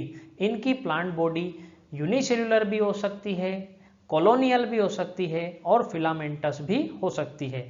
Unicellular green algae का एग्जाम्पल है क्लेमाइडोमोनास, कॉलोनियल ग्रीन एल्गी का एग्जाम्पल है वोल्वोक्स और फिलामेंटल्स ग्रीन एल्गी का एग्जाम्पल है यूलोथ्रिक्स। ग्रीन एल्गी के फोटोसिंथेटिक पिगमेंट क्लोरोप्लास्ट के अंदर प्रेजेंट होते हैं। ये क्लोरोप्लास्ट अलग अलग शेप के हो सकते हैं, for example discoid, plate like, reticulate, cup shaped या स्पाइरल और रिबन शेप्ड। तो ग्रीन एल्गी की अलग अलग क्लास के अंदर क्लोरोप्लास्ट का शेप भी अलग अलग होता है, और ज्यादातर ग्रीन एल्गी के अंदर क्लोरोप्लास्ट के अंदर पायरिनोइड्स प्रेजेंट होते हैं। पायरिनोइड्स जो हैं ये फूड स्टोरेज बॉडी होते हैं। तो यहाँ इस डायग्राम में हम देखें तो ये क्लेमाइडोमोनास का डायग्राम है, जिसके अंदर हम देख सकते हैं ये कप शेप्ड क्लोरोप्लास्ट प्रेजेंट है। तो हमने कहा था क्लोरोफाइसी के अंदर क्लोरोप्लास्ट अलग अलग शेप के होते हैं, जिनमें से एक शेप है आपकी कप शेप्ड, और कप शेप्ड क्लोरोप्लास्ट आपको मिलेगा क्लेमाइडोमोनास के अंदर। और इस कप शेप्ड क्लोरोप्लास्ट के अंदर फोटोसिंथेटिक पिगमेंट्स प्रेजेंट होते हैं, और इसी क्लोरोप्लास्ट के अंदर पायरिनोइड भी प्रेजेंट होता है। पायरिनोइड्स दो चीजों से मिलकर बनते हैं, प्रोटीन और स्टार्च। तो हमने देखा था कुछ ग्रीन एल्गी के अंदर क्लोरोप्लास्ट के अंदर पायरिनोइड प्रेजेंट होते हैं। पायरिनोइड जो हैं ये प्रोटीन और स्टार्च का स्टोरेज करते हैं, क्योंकि ये प्रोटीन और स्टार्च से मिलकर बने होते हैं। कुछ ग्रीन एल्गी के अंदर जो स्टोर्ड फूड है वो ऑयल ड्रॉपलेट्स की फॉर्म में होता है। ग्रीन एल्गी की अगर सेल वॉल की हम बात करें तो यहाँ पर सेल वॉल में दो लेयर्स होती हैं। इनर लेयर जो है वो सेल्यूलोज की बनी होती है, और आउटर लेयर जो है उसमें पेक्टोज प्रेजेंट होता है। स्टूडेंट्स, एल्गी के अंदर जो डिफरेंट क्लासेस हम पढ़ रहे हैं उसमें एक तो आपको पिगमेंट्स पे फोकस करना है, पिगमेंट्स क्योंकि एल्गी की अलग अलग क्लास के अंदर अलग अलग होंगे। दूसरा आपको स्टोर्ड फूड मटेरियल पर फोकस करना है, क्योंकि वो भी अलग अलग होगा। और तीसरा आपको सेल वॉल की आउटर लेयर के मटेरियल पर फोकस करना है, क्योंकि इनर लेयर का मटेरियल सभी जगह पर सेल्यूलोज होगा। तो अभी हमने ग्रीन एल्गी या क्लोरोफाइसी के अंदर पढ़ा है इनर सेल वॉल की लेयर जो है वो सेल्यूलोज से बनती है, और सेल वॉल की जो आउटर लेयर है वो बनती है पेक्टोज से। ग्रीन एल्गी के अंदर रिप्रोडक्शन की अगर हम बात करें तो यहाँ पर वेजिटेटिव रिप्रोडक्शन, एसेक्सुअल रिप्रोडक्शन और सेक्सुअल रिप्रोडक्शन, तीनों टाइप का रिप्रोडक्शन हमको देखने को मिलता है। वेजिटेटिव रिप्रोडक्शन मेनली फ्रेगमेंटेशन के थ्रू होता है, और कुछ स्पीसीज के अंदर डिफरेंट टाइप के वेजिटेटिव स्पोर्स का फॉर्मेशन भी होता है, लेकिन मेनली यहाँ पर वेजिटेटिव रिप्रोडक्शन जो है वो फ्रेगमेंटेशन के थ्रू होता है। फॉर एग्जांपल यहाँ स्पाइरोगायरा के डायग्राम में हम देख सकते हैं कि स्पाइरोगायरा छोटे छोटे टुकड़ों में टूट गया, यानी कि इसके फ्रेगमेंट्स बन गए, और फ्रेगमेंट्स ग्रो करके नई प्लांट बॉडी बना लेते हैं, इसे कहते हैं हम फ्रेगमेंटेशन। अब बात करते हैं एसेक्सुअल रिप्रोडक्शन। तो यहाँ पर एसेक्सुअल रिप्रोडक्शन जू स्पोर्स के थ्रू होता है। स्पोर्स जिस स्ट्रक्चर के अंदर बनते हैं उस स्ट्रक्चर को कहा जाता है स्पोरेंजिया, और यहाँ पर स्पोर्स का नाम जू स्पोर है, इसलिए स्पोरेंजिया को कहा जाता है जू स्पोरेंजिया। तो जू स्पोरेंजिया के अंदर जू स्पोर्स बनते हैं। जू स्पोर्स बाइफ्लेजिलेटेड होते हैं, यानी कि मोटाइल होते हैं, और जर्मिनेट होकर के नई प्लांट बॉडी बनाते हैं। अब बात करते हैं सेक्सुअल रिप्रोडक्शन। तो ग्रीन एल्गी के अंदर सेक्सुअल रिप्रोडक्शन आइसोगेमस, एनआइसोगेमस या ऊगेमस टाइप का हो सकता है। इसका मतलब है कि यहाँ पर जो सेक्स सेल्स बनती है, जो गेमेट्स बनते हैं, वो सिमिलर या डिसिमिलर हो सकते हैं। एग्जाम्पल्स की बात करें तो ग्रीन एल्गी के जो सबसे कॉमन एग्जाम्पल हैं वो है Chlamydomonas, volvox, Ulothrix, spirogyra and कारा। तो क्लोरोफाइसी या ग्रीन एल्गी के एग्जाम्पल हैं Chlamydomonas, volvox, Ulothrix, spirogyra and कारा। इसको हम एक ट्रिक से याद करेंगे। आपके लिए एक इंस्ट्रक्शन है, वॉइस चैट में उल्टे सीधे कमेंट मत किया करो। ये आपको लाइन याद रखना है, वॉइस चैट में उल्टे सीधे कमेंट मत किया करो। अब इसमें वॉइस से हम याद रख लेंगे वोल्वोक्स, चैट से हम याद रखेंगे कारा, उल्टे यानी कि यूलोथ्रिक्स, सीधे यानी कि स्पाइरोगायरा और कमेंट्स यानी कि क्लेमाइडोमोनास। तो ग्रीन एल्गी यानी कि क्लोरोफाइसी के एग्जाम्पल्स को याद करने के लिए हमारी ट्रिक हो गई, वॉइस चैट में उल्टे सीधे कमेंट्स मत किया करो। और इस तरह से हम सभी एग्जाम्पल्स को याद कर लेंगे, वोल्वोक्स, कारा, यूलोथ्रिक्स, स्पाइरोगायरा एंड क्लेमाइडोमोनास। तो एल्गी की हमारी नेक्स्ट क्लास है फियोफाइसी या जिनको हम कहते हैं ब्राउन एल्गी। और हैबिटेट की बात करें तो ये प्राइमरीली मराइन हैबिटेट्स में मिलते हैं, यानी कि मेनली ये मेराइन वाटर में ही मिलते हैं। और इनके शेप और साइज में बहुत ज़्यादा वेरिएशन हमको देखने को मिलता है। फॉर एग्जाम्पल अगर हम बात करें एक्टोकार्पस, एक्टोकार्पस एक ब्राउन एल्गी है जो फिलामेंटस ब्राउन एल्गी है। और ये एक्टोकार्पस सिंपल ब्रांच्ड फिलामेंटस होती है। सिंपल ब्रांच्ड फिलामेंटस का मतलब है कि इसका जो फिलामेंट है उसमें सिंपल ब्रांचिंग प्रेजेंट होती है। दूसरी तरफ जो केल्प्स होते हैं वो प्रोफ्यूजली ब्रांच्ड होते हैं। प्रोफ्यूजली ब्रांच्ड होने का मतलब है कि इनके अंदर जो ब्रांचेस बनेंगी उन ब्रांचेस के अंदर फिर से ब्रांचिंग हो जाएगी और फिर उनके अंदर फिर से ब्रांचिंग हो जाएगी। यानी कि जब ब्रांचेस के अंदर सब ब्रांचेस बनने लगे तो उसको हम कहते हैं प्रोफ्यूजली ब्रांच्ड। तो brown algae simple branched filamentous हो सकते हैं, फॉर एग्जांपल एक्टोकार्पस, या फिर प्रोफ्यूजली ब्रांच्ड हो सकते हैं, फॉर एग्जांपल केल्प्स। और केल्प्स जो हैं ये बहुत बड़े साइज के होते हैं जिनका साइज 100 मीटर्स तक हो सकता है।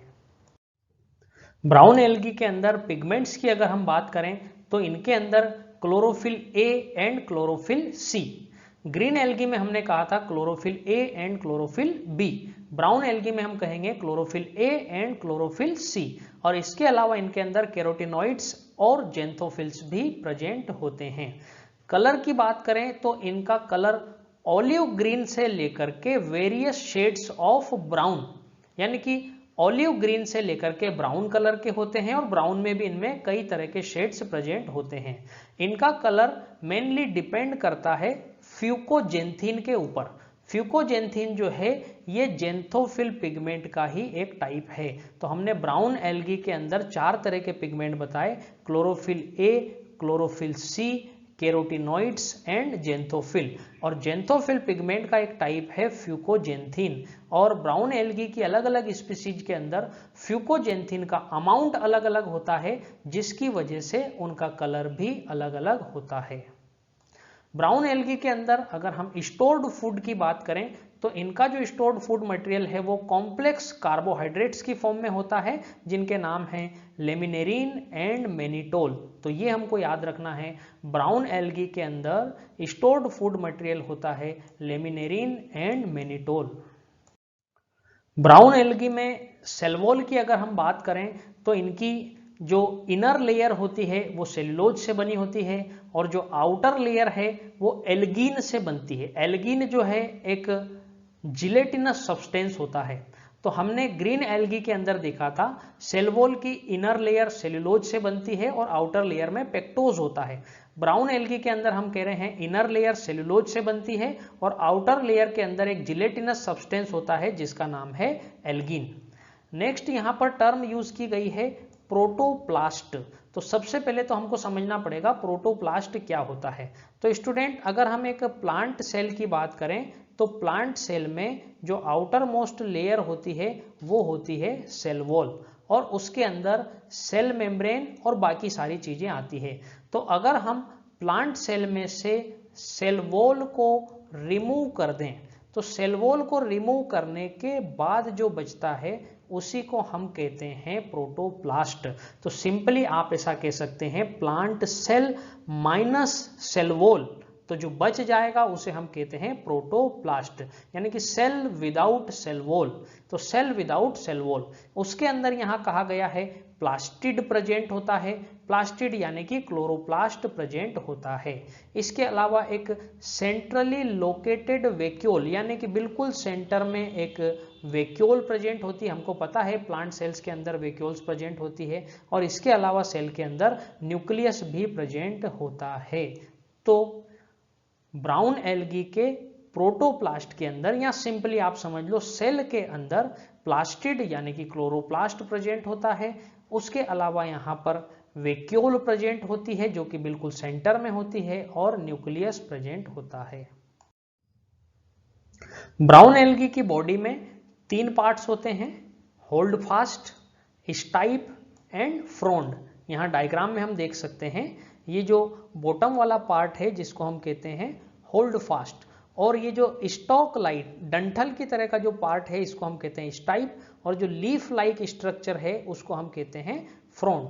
तो ब्राउन एल्गी की बॉडी होल्ड फास्ट के थ्रू सबस्ट्रेटम से यानी कि अपने बेस से अटैच होती है, फिर बीच में डंठल की तरह स्टॉक लाइक जो पार्ट है उसको हम कहते हैं स्टाइप, और इसका जो लीफ लाइक पोर्शन है, जो इसका मेन फोटोसिंथेटिक ऑर्गन है, उसको कहा जाता है फ्रोंड।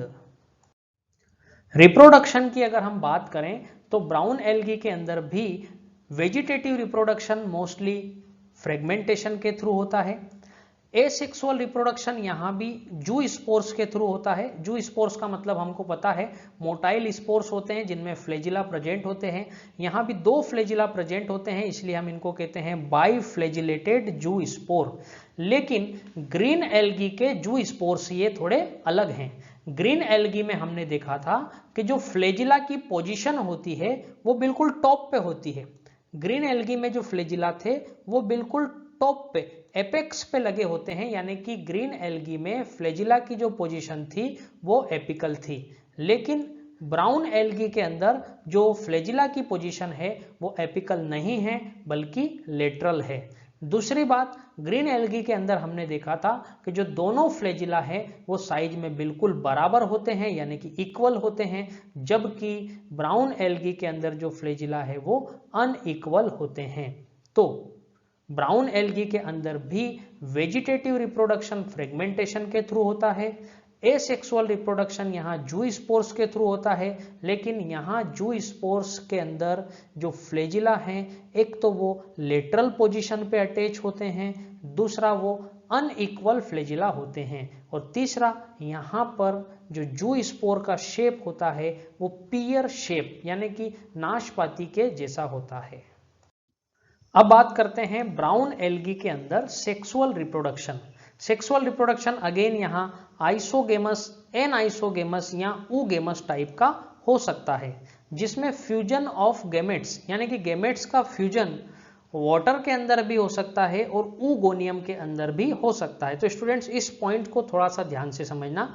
जो आइसोगेमस और एनआइसोगेमस स्पीसीज हैं उनके अंदर गैमेट्स फ्लैजिलेटेड होते हैं, मेल गैमेट्स भी और फीमेल गैमेट्स भी।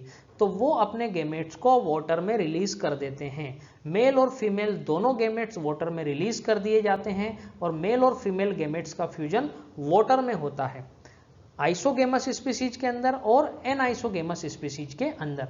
लेकिन जो ऊगेमस स्पीसीज हैं उनके अंदर female gamete large and non motile होता है, यानी कि वो फीमेल सेक्स ऑर्गन जिसको हमने यहाँ लिखा है ऊगोनियम।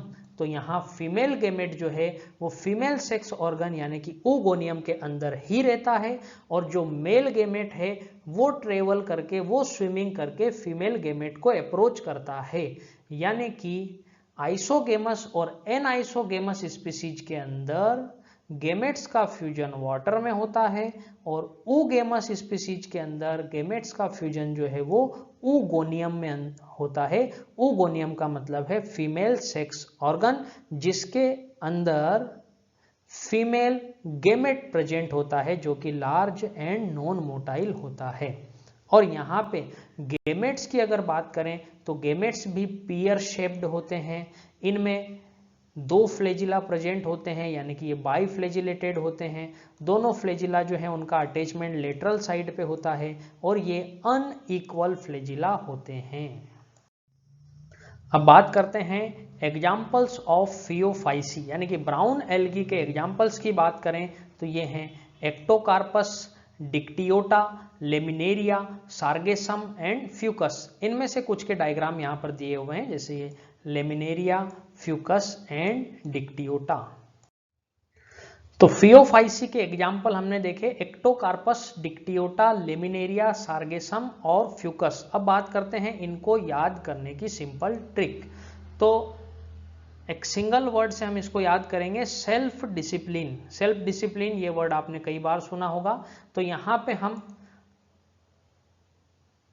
एस से याद करेंगे सार्गेसम, ई से याद करेंगे एक्टोकार्पस, एल से याद करेंगे लेमिनेरिया, एफ से याद करेंगे फ्यूकस और डिसिप्लिन के डी आई से हम याद करेंगे डिक्टियोटा।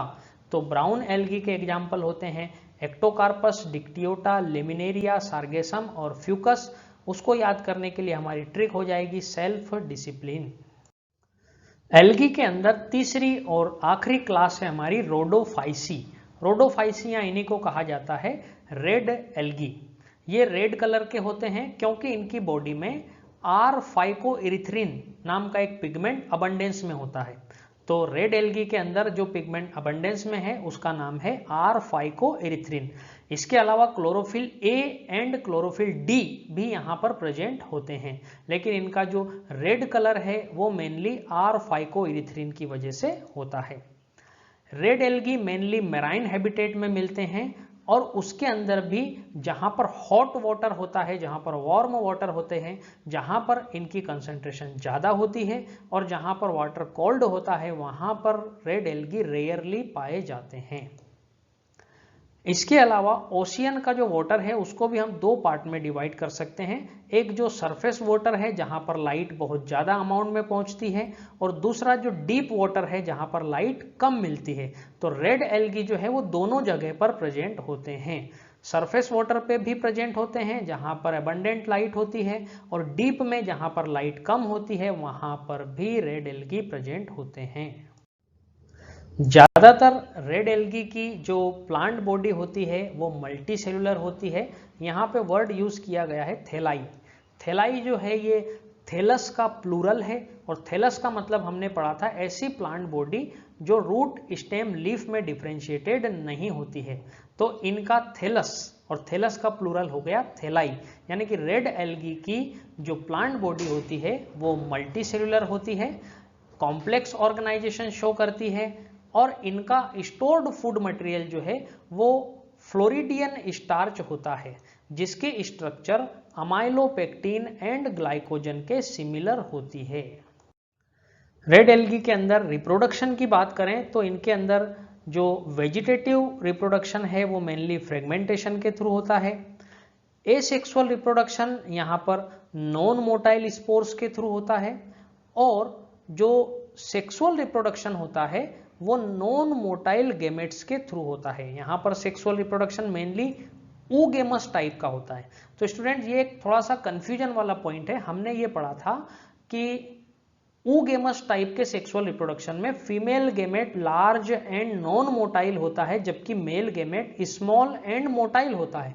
और यहाँ पहले हमने कहा सेक्सुअल रिप्रोडक्शन में जो गेमेट्स बनते हैं वो नॉन मोटाइल होते हैं और फिर हम कह रहे हैं कि ये सेक्सुअल रिप्रोडक्शन oogamous टाइप का होता है, जबकि oogamous में तो हमने कहा था male gamete small and motile होता है।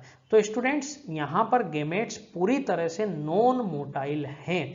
oogamous हम इसको इसलिए कह रहे हैं क्योंकि फीमेल गेमेट स्टैटिक होता है, अपनी जगह पे रहता है, और मेल गेमेट जो हैं वो फ्लैजिला से एक्टिव स्विमिंग तो नहीं करते, लेकिन वाटर में पैसिवली फ्लोट करते हुए फीमेल गेमेट को अप्रोच करते हैं।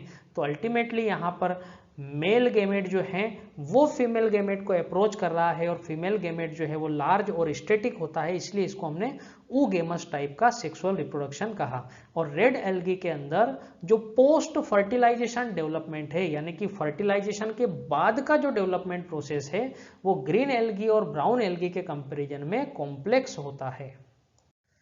रेड एल्गी के एग्जाम्पल्स की बात करें तो इसके कॉमन एग्जाम्पल्स हैं पॉलीसाइफोनिया, पोरफायरा, ग्रेसिलेरिया एंड जिलीडियम। यहाँ पर पोरफायरा और पॉलीसाइफोनिया का डायग्राम शो किया हुआ है। तो रोडोफाइसी यानी कि रेड एल्गी के एग्जाम्पल हो गए पॉलीसाइफोनिया, पोरफायरा, ग्रेसिलेरिया एंड जिलीडियम। इनको याद करने के लिए एक सिंपल ट्रिक है हमारे पास। गर्मा गर्म पकोड़े पॉलीथीन में नहीं रखना चाहिए, रखेंगे तो पॉलीथीन चिपक जाएगी। तो यहां पर गर्मा गर्म से हम याद करेंगे ग्रेसिलेरिया एंड जिलीडियम, पकोड़े से हम याद करेंगे पोरफायरा, और पॉलीथीन से हम याद करेंगे पॉलीसाइफोनिया। तो रेड एल्गी यानी कि रोडोफाइसी के एग्जाम्पल हो जाएंगे ग्रेसिलेरिया, जिलीडियम, पोरफायरा एंड पॉलीसाइफोनिया, जिसके लिए हमारी ट्रिक हो जाएगी गर्मा गर्म पकोड़े पॉलीथीन में नहीं रखना चाहिए। तो स्टूडेंट्स, ये वीडियो यदि आपको हेल्पफुल लगा हो तो वीडियो को लाइक जरूर करें, अपने क्लासमेट्स के साथ इसको शेयर करें, और चैनल को जरूर सब्सक्राइब करें, जिससे कि इस तरह के वीडियोस जो हैं वो आपको मिलते रहें। अब हम एल्गी की तीनों क्लासेस की कंपैरेटिव स्टडी करेंगे। इसमें हम कंपेयर करेंगे उनका common name, major pigments, stored food, cell wall और फ्लैजिला का number and position of insertion and habitat. सबसे पहले बात करते हैं क्लोरोफाइसी। क्लोरोफाइसी का कॉमन नेम है ग्रीन एल्गी, फियोफाइसी को कहा जाता है ब्राउन एल्गी एंड रोडोफाइसी को कहा जाता है रेड एल्गी। मेजर पिगमेंट्स की बात करें तो क्लोरोफाइसी में chlorophyll a and b, Phaeophyceae में क्लोरोफिल ए एंड सी, और उसके अलावा फ्यूकोजेंथिन जो कि जेंथोफिल का एक टाइप है। रोडोफाइसी के अंदर मेजर पिगमेंट होते हैं क्लोरोफिल ए एंड डी, और उसके अलावा प्रेजेंट होता है फाइकोइरिथ्रिन। स्टोर्ड फूड की बात करें तो क्लोरोफाइसी में स्टार्च, फियोफाइसी में मैनिटोल एंड लेमिनेरिन, रोडोफाइसी के अंदर होता है फ्लोरिडियन स्टार्च। सेल वॉल के कंपोजिशन की बात करें तो क्लोरोफाइसी में इनर लेयर सेल्यूलोज से बनती है और आउटर लेयर पेक्टोज से बनती है। फियोफाइसी में इनर लेयर सेल्यूलोज से बनती है और आउटर लेयर एल्गीन से बनती है। रोडोफाइसी में इनर लेयर सेल्यूलोज से बनती है और आउटर लेयर जो है वो पेक्टिन एंड पॉलीसल्फेट एस्टर्स से बनती है। अब बात करते हैं number of flagella and position of insertion. Chlorophyceae के अंदर फ्लैजिला का नंबर 2 से लेकर के 8 हो सकता है। सभी फ्लैजिला साइज में इक्वल होते हैं और इनका इंसर्शन जो है वो एपिकल पोजीशन पे होता है, यानी कि ये फ्लैजिला टॉप पर अटैच होते हैं। फियोफाइसी की बात करें तो इनमें फ्लैजिला का नंबर 2 होता है। दोनों फ्लैजिला अनइक्वल होते हैं, यानी कि एक बड़ा और एक छोटा होता है, और इनकी पोजीशन होती है लेटरल, यानी कि ये लेटरल साइड में अटैच्ड होते हैं। रोडोफाइसी की लाइफ साइकिल में कोई भी मोटाइल स्टेज प्रेजेंट नहीं है, इसलिए हम कहेंगे यहाँ पर फ्लैजिला जो है वो एब्सेंट होते हैं। हैबिटेट की बात करें तो क्लोरोफाइसी फ्रेश वाटर में, ब्रेकिश वाटर में और सॉल्ट वाटर में। फ्रेश वाटर तो आपको समझ में आ गया, रिवर और पॉन्ड का वाटर होता है। सॉल्ट वाटर यानी कि जो मराइन वाटर होता है, और ब्रेकिश वाटर का मतलब होता है जहां पर सॉल्ट कॉन्सेंट्रेशन रिवर वाटर से ज्यादा होती है लेकिन मराइन वाटर से कम होती है। अब ऐसा आपको देखने को मिलेगा जहां पर रिवर जो है वो ओशियन के साथ में मिलती है, जहां नदी समुद्र के साथ मिलती है, तो वहां के वाटर को हम कहते हैं ब्रेकिश वाटर।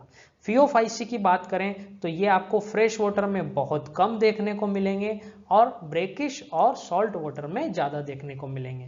रोडोफाइसी की बात करें तो इनकी कुछ स्पीसीज फ्रेश वाटर में मिलती है और कुछ स्पीसीज इनकी ब्रेकिश वाटर में मिलती है, और मोस्टली ये आपको मिलेंगे सॉल्ट वाटर में, यानी कि मैराइन वाटर के अंदर।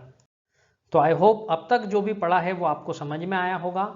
तो आज का वीडियो यहीं पे एंड करते हैं। नेक्स्ट वीडियो में हम ब्रायोफाइट्स और टेरिडोफाइट्स को पढ़ने वाले हैं। Till than happy learning. Video को पूरा देखने के लिए थैंक यू वेरी मच।